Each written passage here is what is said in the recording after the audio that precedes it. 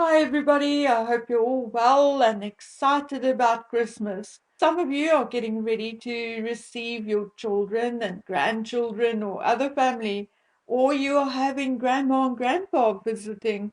And unfortunately, some of you will be alone on Christmas. It is a fact of life. I'm a very strange creature. I know I do not sound like it, but I'm in reality a hermit-like introvert who can, however, adapt socially for short periods of time. So suffice it to say that I do not really ever feel lonely. But then again, I have my daughter and grandson living with me, so I do not really have the chance to feel lonely.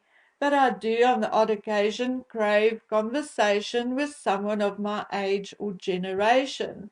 And I am fortunate enough to have a few friends who are just like me and whom I share old lady, mother, grandma chats with. So I'm a very blessed human being.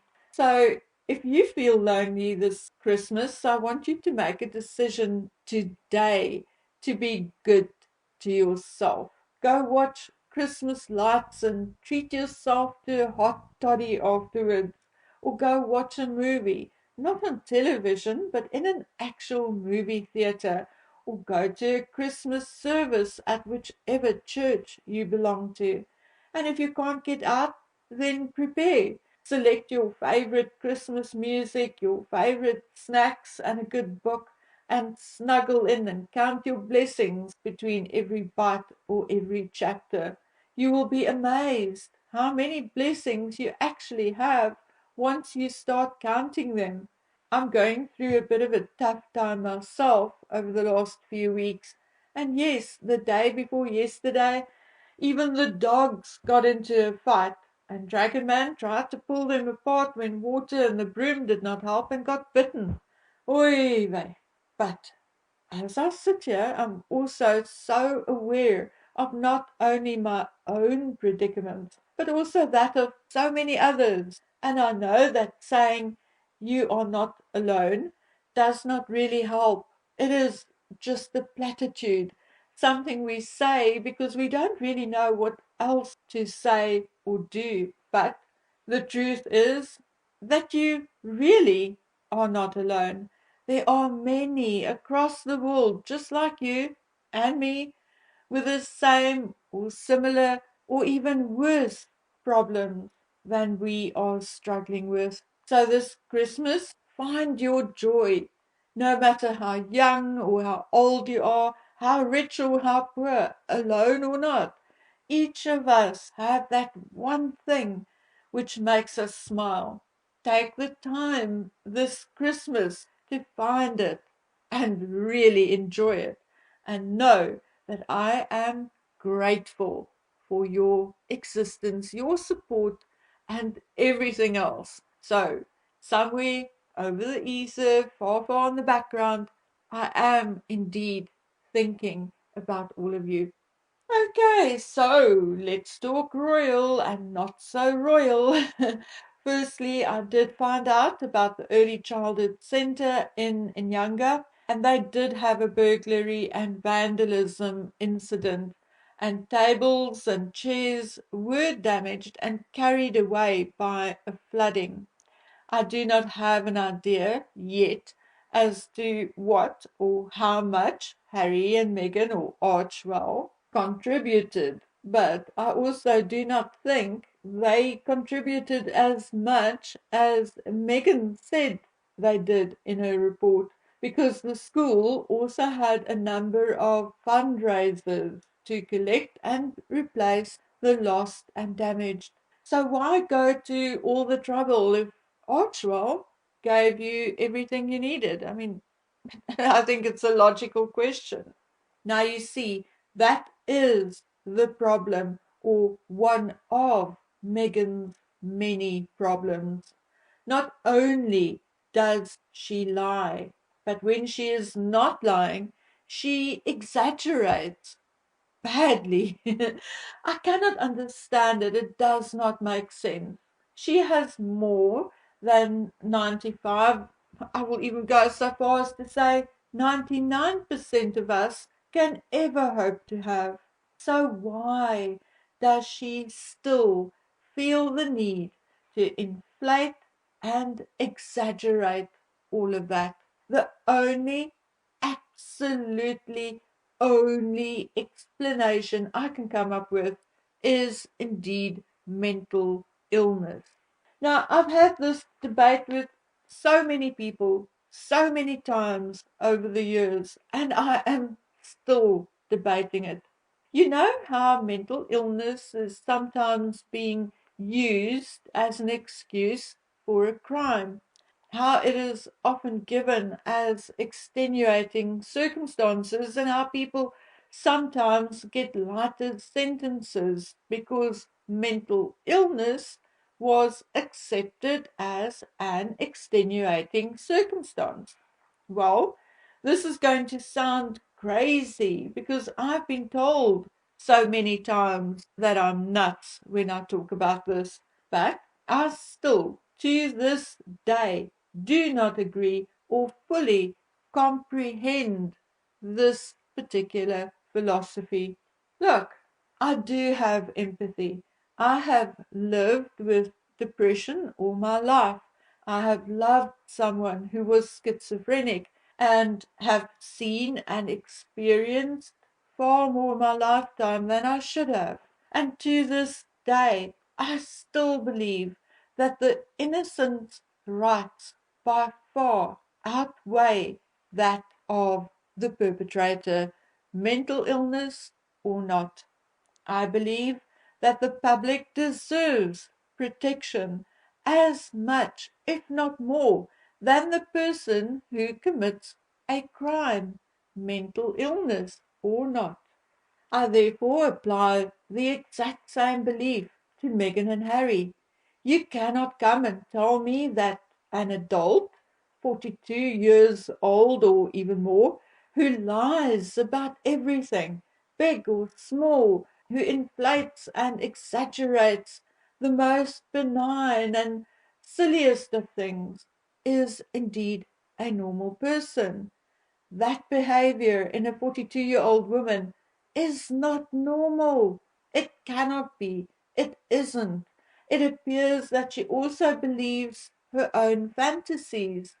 Because why else or how else does she have the guts to share and flaunt those fantasies in public and or on television? Most normal people would be too afraid to because they would fear being caught out.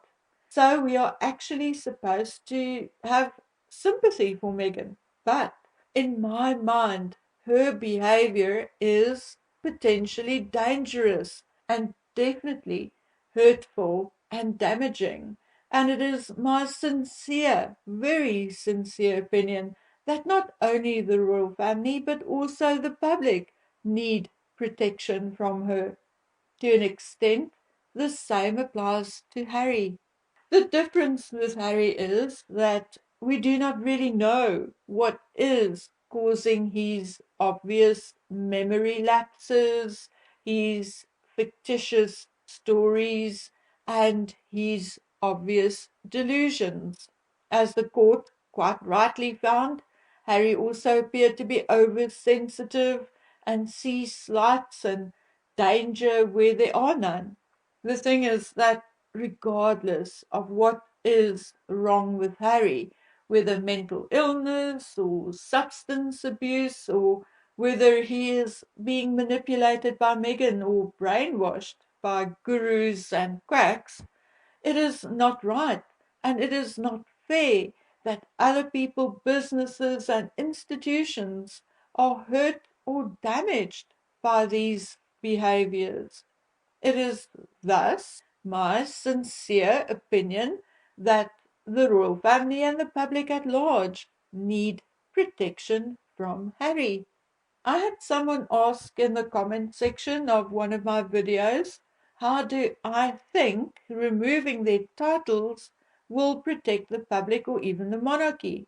I mean, they can still go ahead and say and do what they want. Well, as far as I'm concerned, and I know the same applies to many of you, my only interest in Harry and Meghan is as members of the royal family. As Harry and Meghan Mountbatten Windsor, I honestly do not give a fig what they say or do, or what they say or when. I would not care what Meghan wears or where she wears what to. Quite honestly, if she is no longer a duchess and a princess and whatever else, I'll care about her as much as I did before she married Harry. Zilch, nada, nothing. As a matter of fact, I did not even know of her existence. And while on this subject, I want to tell you guys a joke. Before I left for England in 2014, I spent about a month staying with my older daughter in Pretoria, and I watched the first season of Suits on replay. And I promise you, when she was introduced as Harry's girlfriend and actress from Suits, I could not remember her. As in, I could not remember her at all. The same will, however, apply to Harry, but in maybe a lesser extent, because titles or not, he will still be Charles and Diana's son. But will we really then care where he goes or what he does? No, I don't think so. It will just be the oddity to see him in a newspaper on a trip to Africa or wherever. In my opinion, by stripping their titles, Harry will finally get the normal life he said he always wanted. Not that I am convinced that he really does. I think for him it was just a cool thing to say, or at least so he thought. Okay, guys, I'm still going to do some research into the Archwell Foundation and some other things, and I'm also trying to breathe and stay calm at the same time because sadly, I also think Mr. Birdie's time is fast approaching. We've had him now for nearly 8 years, I think, and he was already an adult bird when we got him.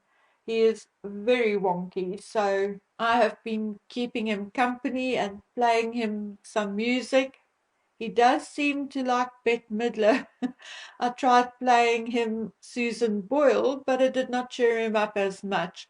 So later we'll do another round of Bette Midler. Okay, guys, thank you for your wonderful comments and support. I'll write some email over the weekend and go through my admin email DMs and try to get to as many of you as I can. But until I meet you all back here, please take good care of yourselves and each other. Bye.